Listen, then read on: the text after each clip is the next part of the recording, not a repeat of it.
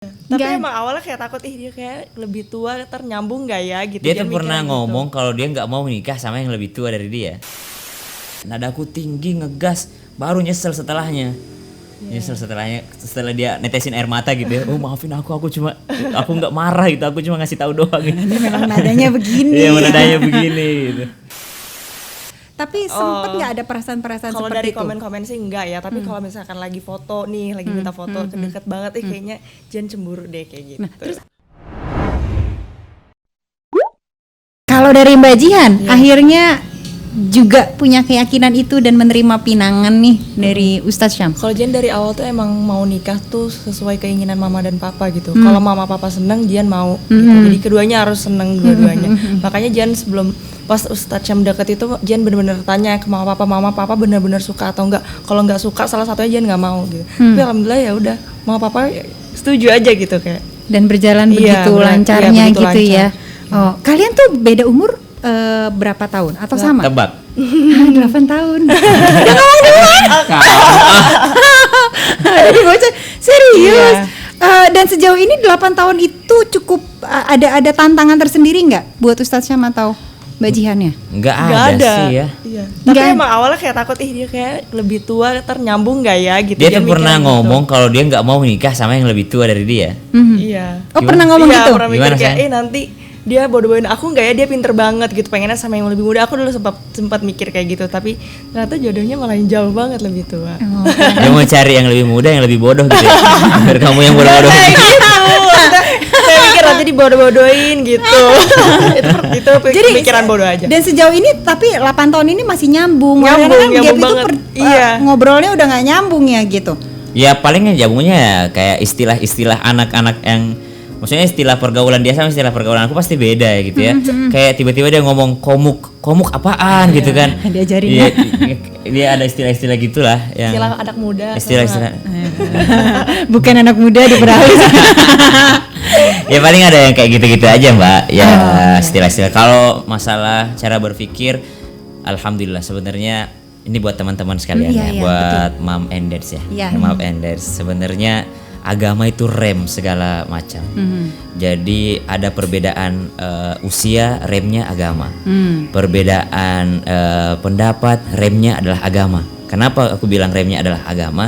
Di saat kita beda pendapat, ya udah kita kembalikan lagi agama ngomong apa sih? Ya udah kita titik temunya di agama. Kita beda usia gitu, sama-sama masing-masing ada egonya gitu. Titik temunya di agama. Jadi ujung-ujungnya pasti titik temunya di Al-Qur'an dan hadis gitu. Gak mungkin jauh-jauh dari itu. Karena ya udah kalau ngikutin kamu ya belum tentu itu yang benar, ngikutin aku juga belum tentu aku benar. Ya udah kita ngikutin apa kata Allah. Betul. Jadi kalau kita ngikutin apa kata Tuhan ya udah berarti itu udah yang absolutely benar gitu. Iya. Tapi itu, tentu saja dengan pegangan itu kan tantangan itu tetap ada ya. Pasti. Pertama kali menikah akhirnya satu rumah ketemunya lo lagi gitu kan. Bener-bener nih kelihatan banget gitu kan. Ada nggak tantangan terbesar yang sejauh ini dirasakan Ustadz Syam sama Mbak Jihan 1 bulanan ini berarti ya?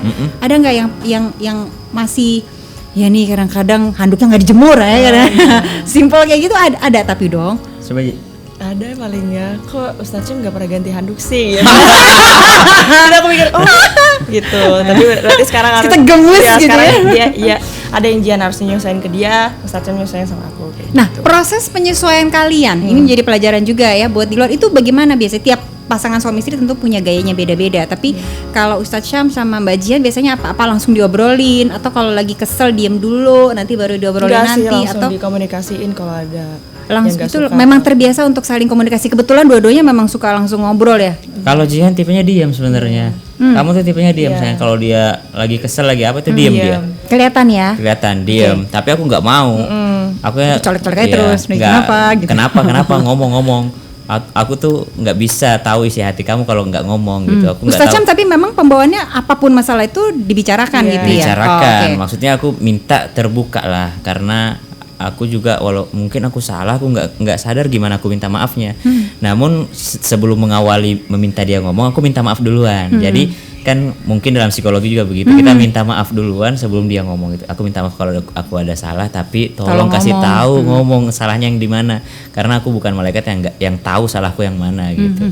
Karena ada kesalahan yang disengaja, ada kesalahan yang tidak disengaja. Dan gitu. Sejauh ini cara itu efektif. Efektif dan setiap kita mau tidur ya udah makasih ya hari ini, atau aku minta maaf ya hari ini kalau aku ada salah gitu. Oke, kalau dari Mbak Jihan sendiri ke Ustadz Syam, kalau Ustadz Syam kayaknya lagi kesel, langsung ngomong berarti dong ya, aku nggak suka tadi kamu apa gitu misalnya. Iya, kadang sih Jihan diam ya, kan kalau misalkan Jihan nggak suka, Jihan kadang diam. Tapi Ustadz Syam tuh kayak tahu gitu, Jihan tuh lagi nggak enak moodnya. Iya, Baru iya, baru Ustadz Syam langsung nanyain ke Jihan kenapa kayak gitu, makanya Oke. jadi langsung. Tapi kalau giliran Ustadz Syam nih, maksudnya yang lagi mungkin ada salah kata, Iya. salah hilaf dari Mbak Jihannya gitu kan, itu Ustadz Syam bisa langsung ngomong nih sama Mbak Jihannya. iya. Dan Mbak Jihan yang biasanya mendem tuh ketika dikritik gitu kali ya sama suami tuh biasanya responnya bagaimana tuh? nangis sih pasti nangis. Ya. Tapi nggak apa biar dikeluarin gitu. Tapi bisa ya? Bisa. Karena kadang-kadang ada yang lang Enggak, defense duluan Aku gitu kan.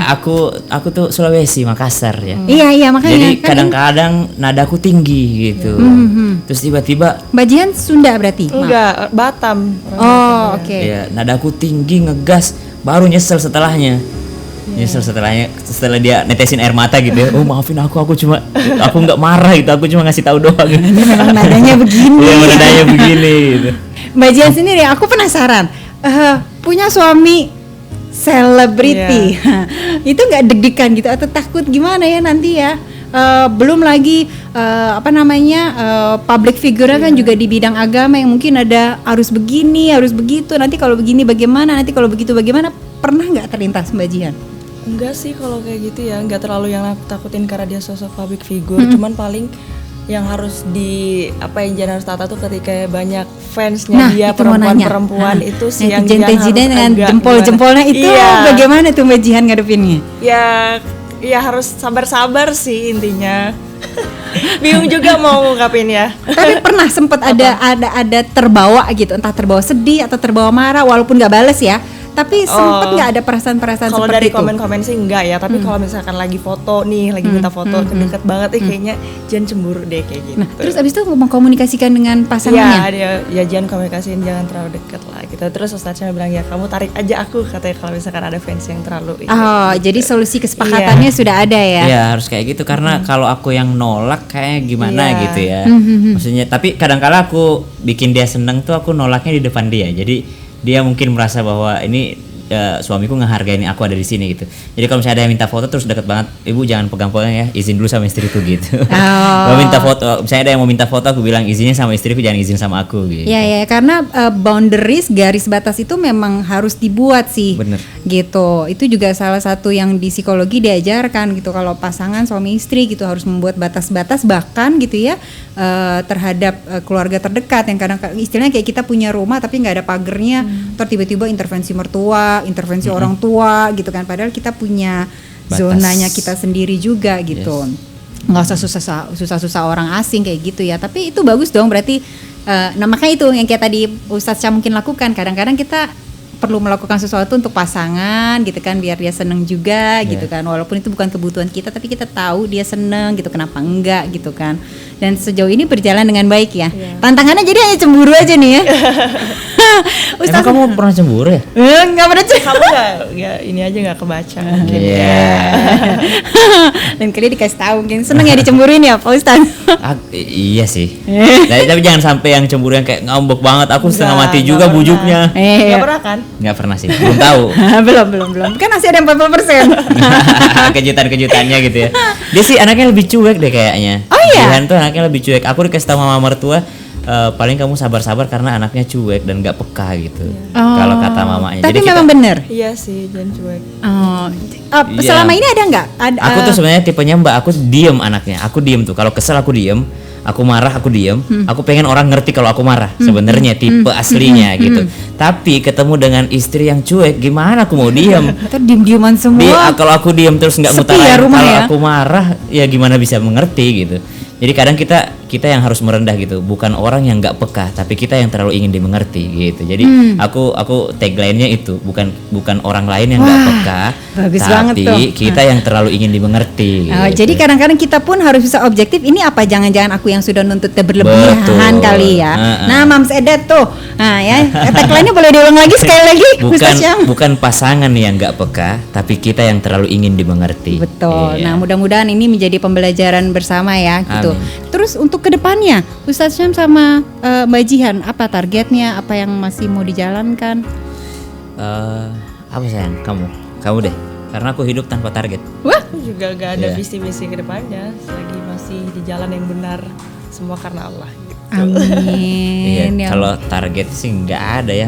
Karena kalau kapan kita punya target, kita punya beban gitu. Kita nggak pengen hidup dengan beban sih sebenarnya.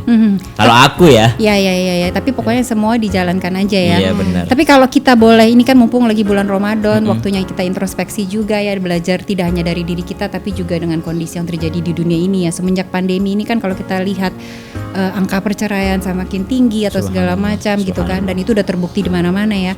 Ada nggak sih Ustadz Syam gitu yang proses yang Ustadz Syam melihat gitu, mungkin ada yang cerita juga langsung ke Ustadz Syam, kenapa sih itu sampai terjadi, dan kira-kira untuk kedepannya gitu, dan khususnya di pernikahan Ustadz Syam juga dengan Mbak Jihan ya, apa yang bisa dicegah ya? Aku lebih cerewet akhirnya sama istri. Karena semenjak masuk menjadi seorang dai, semenjak menjadi dai TV, banyak sekali pertanyaan-pertanyaan yang masuk tentang masalah rumah tangga.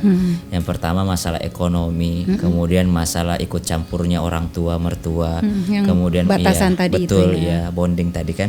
Kemudian itu semua akhirnya aku cerewet sama dia. Dari awal aku udah cerewet masalah keuangan. Aku bilang kamu harus tahu uang aku.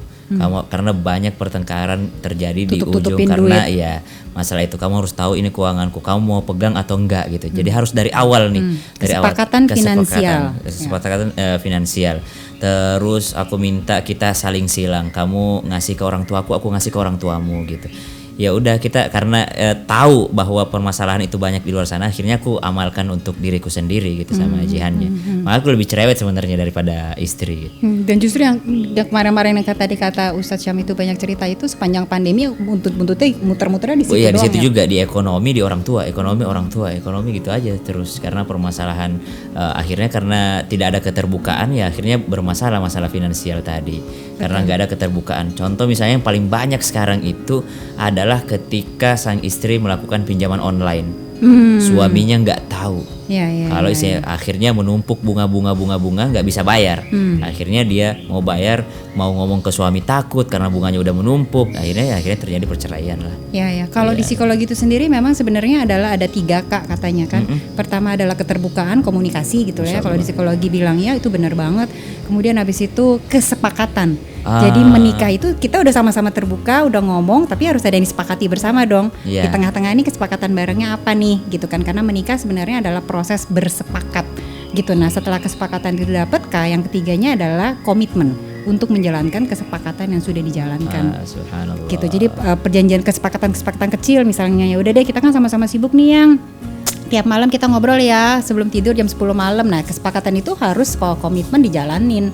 Gitu untuk bersama-sama, karena kalau ntar salah satunya pura-pura tidur, satunya kabur ngapain gitu, lama-lama satunya juga lu serius nggak sih mau jalanin ini gitu. Jadi keterbukaan, komunikasi, kesepakatan dan juga komitmen itu menjadi penting sih. Tapi ya Insya Allah sih, yang Hadi. namanya pasangan suami istri ya prosesnya itu belajar seumur hidup sih. Selalu Iya. akan ada hal-hal baru yang tak terduga tiba-tiba muncul lagi gitu kan. Dan Jadi kalau dalam Islam disebutnya katanya rumah tangga gitu. iya. Rumah tangga, namanya tangga ya bertingkat. Iya betul, semakin lama itu semakin analogi naik, keren semakin banget naik, tuh, semakin naik. bener-bener gitu. Dan tantangannya makin lama makin ini Makin juga. naik. Ntar kalau udah ada anak tantangan baru lagi, lagi ya. betul nggak? Ntar kalau udah anak udah bersekolah, kan biasanya banyak juga tuh Ustadz Syam sama Mbak Jihan yang ini kapan gedenya sih nih anak nih biar lebih ini. Ntar udah gede tantangannya beda lagi. lebih lagi, Wah, aduh, terus aja subhanallah. pokoknya nggak kelar. Hidup itu penuh ujian ya. Betul, tantangan untuk belajar lebih baik insya Allah ya. Aduh Ustadz Syam dan Mbak Jihan, terima kasih banget tuh ngobrol-ngobrolnya Aduh, di ya bulan Allah. Ramadan ini, bermanfaat banget. Insya Allah menjadi manfaat juga berkah kita bersama untuk Moms and Dad Orami. Sekali lagi terima kasih banyak gitu kan. Mari kita terus belajar bersama, didoakan kembali puasa Ramadannya berjalan dengan Amin, lancar sampai amin. dengan hari kemenangan nanti. Amin, insya Amin. Allah. Sekali lagi terima kasih. Sayang, makasih banyak. Mudah-mudahan dapat kita ilmu bisa banyak ketemu banget. lagi. Oh sama, saya juga banget senang banget ngobrol hari ini. Sampai ketemu lagi Ustadz Syam dan Mbak Insya Jihan. Allah. Assalamualaikum warahmatullahi wabarakatuh. Waalaikumsalam warahmatullahi wabarakatuh.